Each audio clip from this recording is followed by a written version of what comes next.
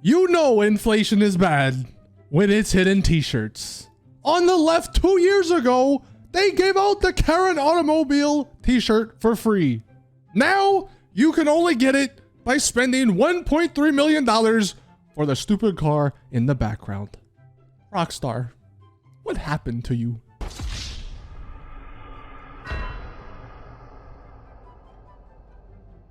What's up, everyone? Welcome back to another GTA Online Rockstar Logic. This week, the big news was the vehicle prices changing. Some of them getting decreased, some of them getting increased. The Mark II Oppressor is going from like 3.9 million to $8 million. That is, of course, the big one, but there are a bunch of other vehicles. And if you want to take a look, I went into detail in a video 2 days ago.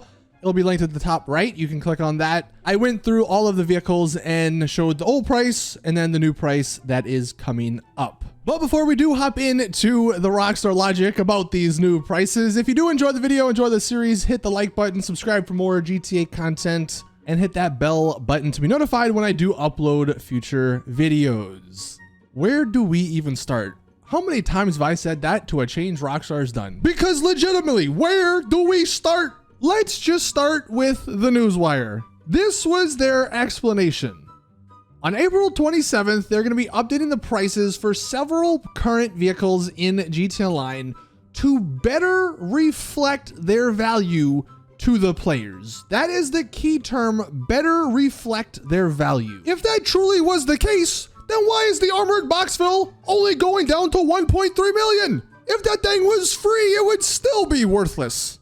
Make no mistake, this better reflect their value to the players excuse is just that. It's an excuse. Simply put, these changes are being made to sell shark cards. This is literally nothing more than them trying to push shark cards and maybe even the GTA Plus subscription service under the guise of balance and whatever else other excuses they'll end up bringing up. Most of the vehicles, here's just a crappy list of all the vehicles that are getting a cost increase on the left and a cost decrease on the right. Look at those vehicles on the right. Are any of them useful even with a cost decrease? All of those are irrelevant. Even with the cost decrease, they're still going to be useless in the game. And then we take a look at the cost increase. Most of these are very useful for players to make money, or they're just fun, like the Scramjet. Which means if you're a new player or you don't have those vehicles, you have to play more, you have to grind more, or you have to buy shark cards or maybe the GTA Plus subscription service. We as a community do not win from any of these changes, despite them saying otherwise. Literally, we lose, but Rockstar gains. Funny how that works out.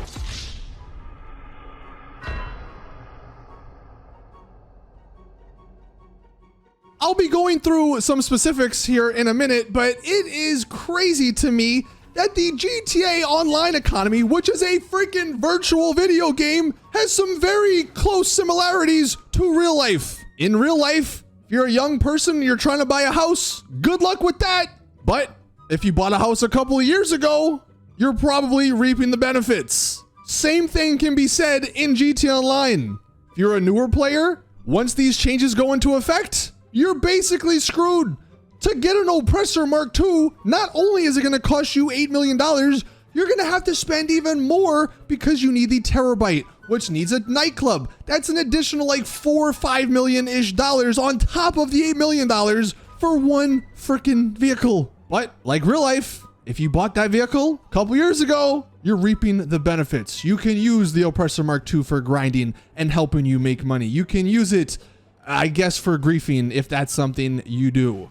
These changes do not help anyone. They only hurt newer players. And genuinely, if you're a newer player to the game, with all of these crazy changes, why stick around? Rockstar literally want people to hate their game. There's no other explanation.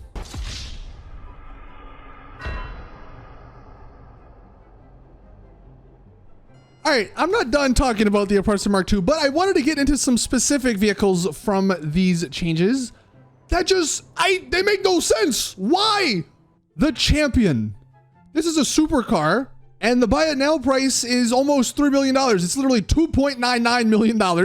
You can knock that down to the trade price at $2.2 million, but they are increasing this vehicle's cost to $3.7 million. The reason this one makes no sense, yes, it does have the Amani tech, which is great, but there's like 10 other vehicles with Amani tech, and only one other one, which we'll get to, is getting changed.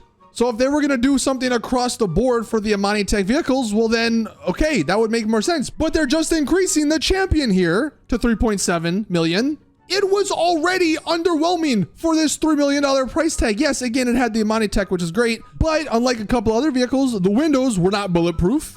The explosive resistance was very low compared to some of the other vehicles, and it really wasn't particularly that fast compared to other supercars. So it's not even like it's the best Amani tech vehicle. Plus, the biggest question, the Virtue just released. It's another $3 million supercar, but you can get it for free. Just play a couple of the missions and you get this freaking car for free. No one is bothering with the champion when you can get the Virtue for free. It is faster. It has the same Amani tech. It takes, I think, more bullets and explosions to explode it. So now, instead of some people maybe buying the champion, no one's gonna buy it because you just get the Virtue for free.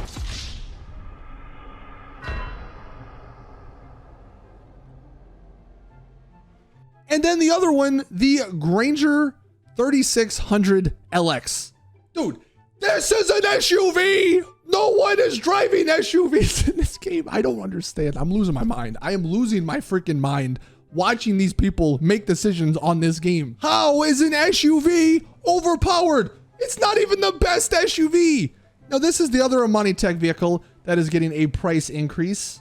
It is going from $1.38 million to $2 million. It doesn't even have like rockets or anything special. It just has increased armor resistance. But again, there's other freaking Amani tech vehicles that have the same thing, and their prices are not getting changed. So why specify the 3600 LX? Again, congrats, Rockstar. Maybe some people would have bought the 3600X for that $1.3 million price tag. Now at $2 million, you're out of your mind. Why am I spending that much money on a freaking SUV?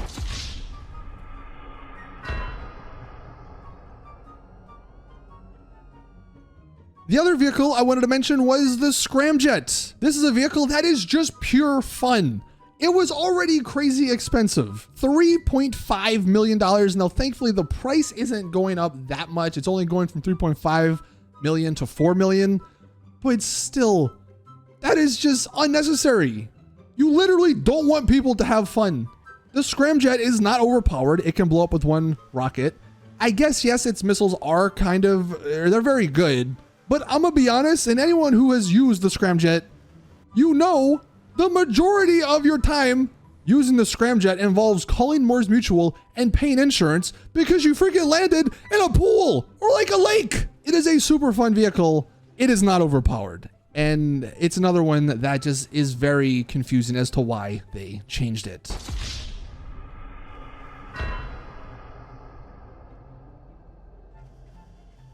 Now, I did mention at the beginning that we as a community basically lose from all these changes. There are only two particular changes that you could argue we win on, and that is the Ruiner 2000 and the Stromberg. The Ruiner 2000 by itself is a useless vehicle. It only has 8 total rockets, which is nothing compared to every other explosive or weaponized vehicle. It has no armor. It gets blown up in one rocket, and it really has no special abilities that are useful like in a PvP combat scenario. It just jumps with a parachute. However, you can get the fully loaded VIP mode Ruiner 2000, which is crazy. It's a tank, it has unlimited rockets, and you have that for like 25 minutes in a free mode session. But that is such a niche use thing that, again, by itself, it's basically worthless. And then the other one, the Stromberg, I mean, look, the Stromberg was okay when it came out, but it's literally a worse Toreador. They're increasing the price on the Toreador, decreasing the price on the Stromberg. It just seems useless, which maybe helps out if you're a newer player. You don't have to spend all that money on the Toreador because the Stromberg is maybe like 80% just as good. But is that really the wins we want? if they really wanted to better reflect value to the players, their whole idea that they mentioned in the Newswire, they would like drop the price on most of the war stock vehicles in the game. Because at the moment, the meta, if you want to call it that, is literally just Amani Tech vehicles, jets, the Toreador, and the Oppressor Mark II. Everything else is just very niche. That really sees no use, or very rarely sees use. I don't know, maybe I'm going crazy, but it just seems like so many of these changes are basically irrelevant.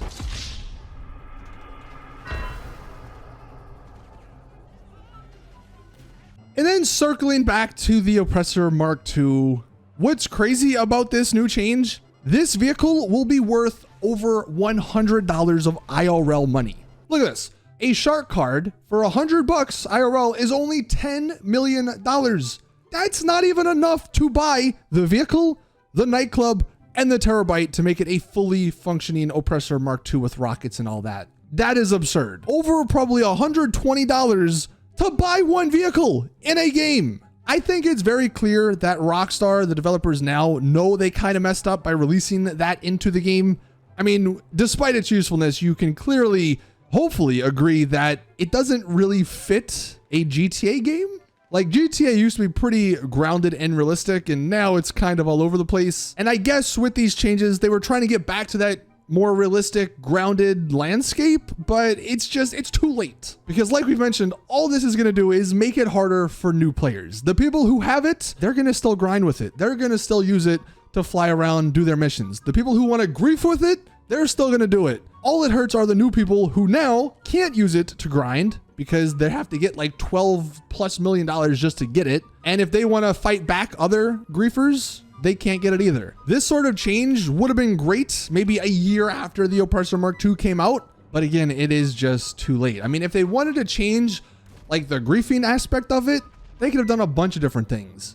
They could have kept the price the same, so it'd still been like $4 million, but if you wanted to add the weapons, maybe they could have added the weapons for another $4 million. So it would have just been crazy expensive to weaponize it. That doesn't really change a whole bunch, but at least it makes it a little bit more attainable for people who want it to grind missions with. They could have also done what I've been saying, just make it not lock on to other people. Or even if they wanted to nerf the whole mission PvE aspect, make it not lock on to NPCs and stuff. And I'm not going to say that the Oppressor Mark II didn't need something to be changed, because clearly there was an issue or a problem with it, but I definitely don't think this was the way to change it. I mean, when we do look back at this list of all the changes, the only two vehicles that stand out to me as being like overpowered is the Oppressor Mark II and then maybe the Toreador, if you wanted to put an argument for that. All the other vehicles are not overpowered at all. And the fact that some of them are getting increased is just a complete L from Rockstar.